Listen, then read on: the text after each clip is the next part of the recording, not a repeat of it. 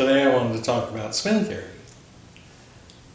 Spin conservation theory is invalid, the way that it is done in the standard model. And if you watch my last video, you realize that's because proton spin isn't 1/2.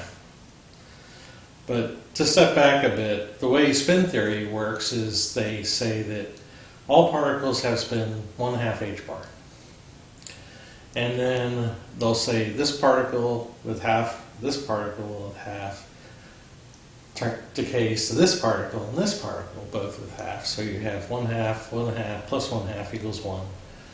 And then 1/2 plus 1/2 equals 1. Or something to that effect. And that way, physicists can claim that angular momentum is conserved during this decay process. And there's two problems with this. The first problem is they say the angular momentum is intrinsic. Well, intrinsic means magic. It means they don't know, so they're pretending they know, but it's coming out of thin air from nothing, or not even thin air, just elves or dwarves or something. If they say something is intrinsic, that's religious belief. That's not science. That's not someone who is saying that they understand the physical cause of something. That's someone who's just making something up because they don't understand. And then the other problem is, as I said, the spins of the electron, proton, and neutron are not the same.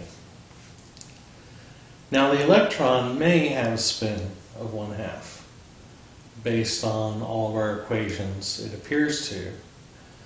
But we don't really know the true radius of the electron because no one's measured it.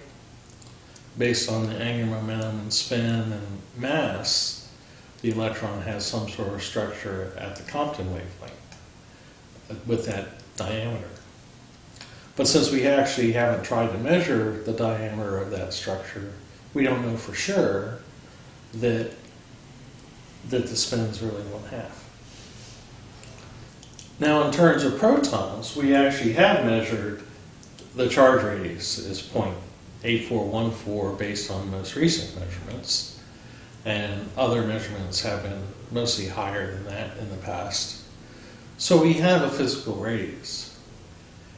And we can show that we get the magnetic moment of the proton when we use the charge radius, and we also get the angular momentum of the proton when we use the charge radius. This is the real one. The problem is that in the formulas where they get this 1/2 h-bar spin, they're using the Compton wavelength as the proton's diameter rather than its real radius, the charge radius. And the Compton wavelength is around the radius based on the Compton wavelength is about 0.6607 femtometers compared to 0.8414. So the real spin of the proton is 0.6367 h-bar. It's not 1/2 h-bar. And then when we consider a neutron, neutrons have more mass than the proton. They have a bigger Compton wavelength because they have more mass. Not that the Compton wavelength means anything because the neutrons have a charge radius that is similar in size to the proton's charge radius, perhaps even a bit bigger. We have reasons to suspect that the angular momentum of the neutron is slightly greater than that of the proton. And so when we try to do this equilibrium measurement with our equation, a neutron decays to a proton plus an electron plus an antineutrino, so you get 1/2 equals 1/2 plus 1/2 minus 1/2, so that you get this equilibrium, and all the physicists are happy and the angular momentums add up. Except they don't, because the proton angular momentum minus the or the neutron angular momentum minus the proton angular momentum leaves behind a little bit, which means the neutron has to have additional angular momentum to make up the difference. And then the neutron itself is given angular momentum, intrinsic angular momentum, because the physicists don't know what the hell they're talking about and they're having to make it up because the neutrons are thought to be point particles or point-like, or they have no idea where neutrons' angular momentum comes from. They just fabricate it so that this formula works out.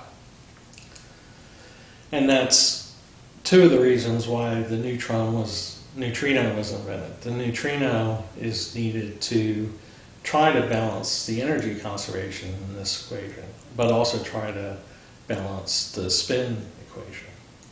And it fails at both. So it's not a very good theory. So neutrinos have to be able to carry away a continuum of different possible energies in order to account for angular momenta that's left over from numerous different types of decay events.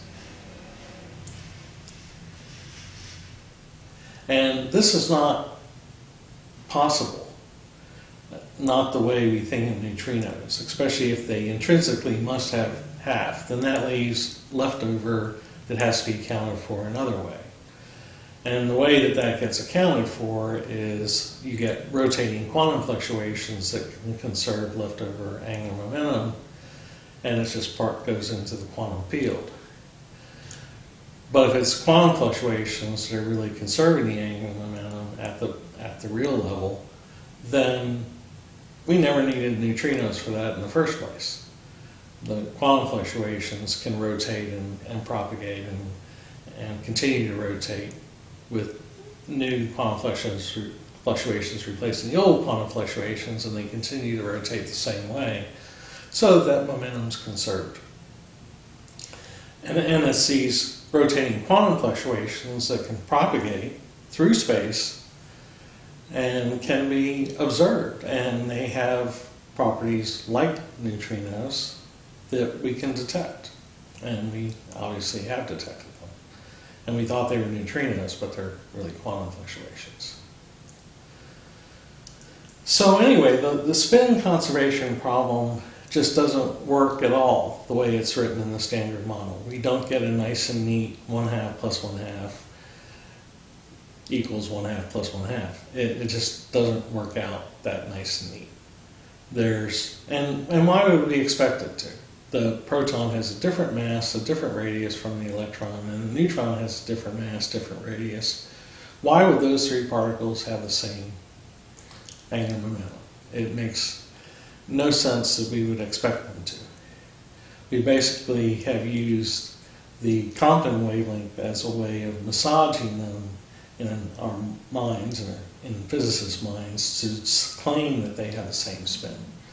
And then, because it doesn't match up with the real physics, we know the physical physics of the particles, the real radius of the proton and neutron, then you just pretend that intrinsically they still have the right spin anyway, which is all nonsense. And then when you get into more complex particles, all the unstable resonances, then you get an even bigger mess on your hands. And I won't go into that, but you end up with a lot more different types of angular momentum that have to be conserved and can only be conserved by the quantum field.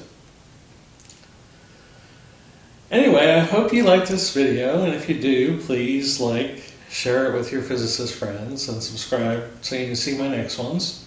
And if you'd like to read more about quantum field theory and particle theory, I have some books that are for sale.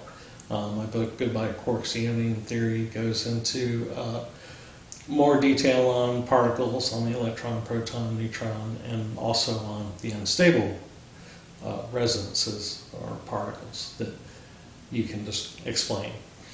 And I'm a retired independent researcher, so buying one of my books helps me out, and I appreciate that. So thanks for watching.